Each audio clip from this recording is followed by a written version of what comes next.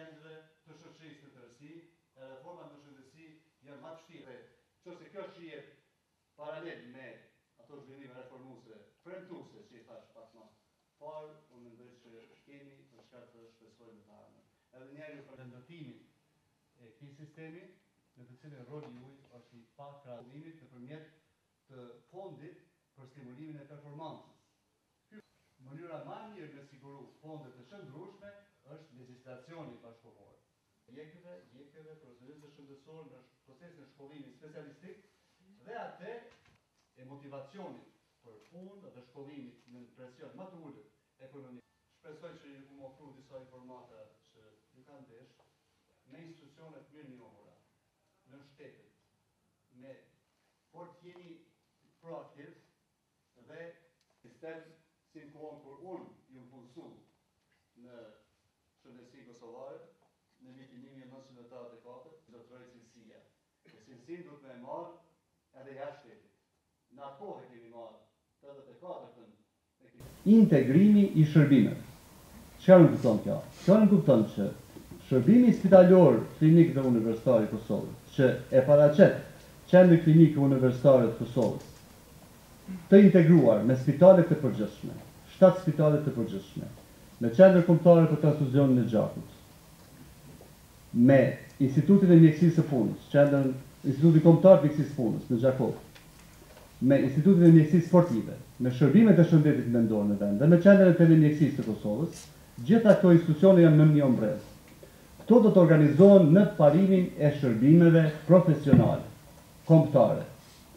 Çfarë thotë kjo? Do të jenë 21 shërbim profesional kombëtar. Njëri prej tyre do të jetë shërbimi për shëndetin e nënës dhe fëmijëve, që do të integrojë klinikën e kirurgjisë së fëmijëve, klinikën e pediatrisë, klinikën e ginekologjisë dhe obstetrikës dhe klinikën e neonatologjisë. Në një shërbim i cili do të jetë i integruar në rrafshin horizontal. Pra, rreth një tavoline do të ulen anëtarët e bordit mbikëqyrës të shërbimit profesional që përmenda, që do të jetë i përbërë nga drejtorët e këtyre klinikave që i thash, por plus shefat e reparteve përkatëse në spitalet e përgjithshme dhe zyrtarët relevant në ato institucione tjera që përmenda në fillim, dhe kështu së bashku do të përqendrohen rreth pacientit, që do ta kenë në qendër të mendjes dhe do t'i shfrytëzojnë në maksimum resurset e tyre profesionale dhe teknologjike. Pra, nuk do të ketë më fragmentarizim, pjesëzim të shërbimeve shëndetësore, që që kemi sot, por do të ketë shërbime profesionale të interesuara që të avancojnë cilësinë e shërbimeve dhe natyrisht të përmirësojnë gjendjen financiare të vetë shërbimit, duke përfshirë edhe stimulimin financiar të mjekëve, profesionistëve të tjerë shëndetësor, infermierëve e tjerë. Pse do të ndodhë kjo?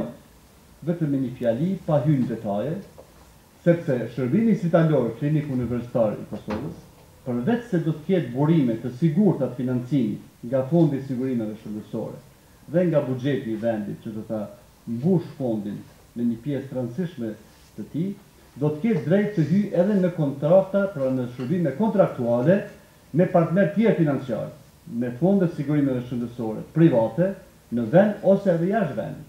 Dhe këto të hyra që i realizon bazë të kontratave plotësuese mbesin brenda shërbimit. Dhe ato përdoren për përmirësimin e gjendjes financiare të punëtorëve shëndetësor, përmirësimin e kurseve të punës, natyrisht, përmirësimin e teknologjisë etj. Pra, një autonomi më e lartë menaxheriale, një autonomi më e madhe financiare dhe natyrisht një përgjegjësi më e madhe për publik. Një llogaridhënie më e qartë për publik.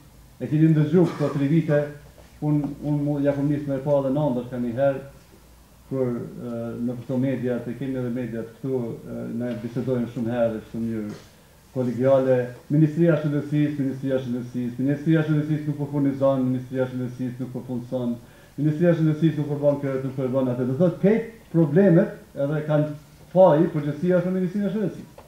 S'ka ma letë se me adresu tërë çështën me një institucion. Por tash kemi një shpërndarje përgjithësive. Pra, një llogarizënie më të madhe, një përgjegjësi më të madhe publike. Dhe reforma i nënkupton dy gjëra, për mendimin tim, një përgjegjësi më të madhe të shtetit ndaj punëtorëve shëndetësor dhe institucioneve shëndetësore, duke ngrit përgjegjësinë në nivelin e bordit drejtues të shërbimit spitalor klinik universitar, që emërohet nga qeveria, dhe qeveria merr përgjegjësinë drejt për drejt për këtë bord. Dhe e dyta, ngritja e përgjegjësisë së vetë punëtorëve shëndetësor para pacientëve. Sepse punëtorët shëndetësor tash kanë thënë zëshën, na jepni neve të drejtat, obligimet, detyrimet ligjore për ofrimin e shërbimeve dhe pastaj ne e marrim përgjegjësinë plot publike për atë që e bëjmë ndaj pacientëve tonë. Dhe kjo ka ndodhur. Dhe unë jam i bindur që ky proces reformues i vendosur në mënyrë të kujdesshme në disa binar paralel, reformë kjo e cila është koherente në pjesët e saja esenciale, reformë e cila është gjithëpërfshirëse sepse po ndodh për një herë në gjithë sektorin, do të jetë e suksesshme dhe kjo bindje ime mund të vërtetohet edhe me mbështetjen e fuqishme që kjo reformë e ka marrë nga Federata e Sindikatave të Punëtorëve Shëndetësor të vendit, nga institucionet relevante të vendit, por dhe nga institucionet e mirë njohura ndërkombëtare, siç është Banka Botërore dhe donatorët e tjerë. Në kohën kur e ku marrë Ministrinë e Shëndetësisë, në shkurt të vitit 2011, ka qenë vetëm një projekt donator në shëndetësinë kosovare, në vlerë prej 4 milion euro i qeverisë së Luksemburgut, si projekt mbështetës i Ministrisë së Shëndetësisë është shumë në atë kohë. Sot ne kemi 25.6 milion dollar investime mbështetje për reformën e sistemit shëndetësor nga Banka Botërore, 8 milion franka zvicrane nga qeveria e Zvicrës, 6 milion euro nga qeveria e Luksemburgut dhe të premtume si hua të buta prej disa fondeve investive ndërkombëtare mbi 30 milion euro të tjera.